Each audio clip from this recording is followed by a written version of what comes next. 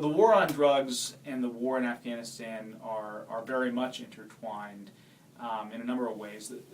Drugs, and particularly poppy production, which is used to make heroin, is in some ways the economic foundation of Afghanistan. They produce, I think, more poppy cultivate more poppy than any other country in the world, and I think it leads to something like 60% of all of heroin production. And that money from that poppy cultivation is what funds the Taliban and the insurgency, but it's also what funds through corruption and other things. It's what funds the part of the Afghan government. And you will remember that President Hamid Karzai's half-brother was very much involved in the drug trade. It presents policy problems for the United States, because on the one hand you want to limit poppy cultivation because we know that that's how the Taliban and the insurgency that we're battling is funded. On the other hand, it's also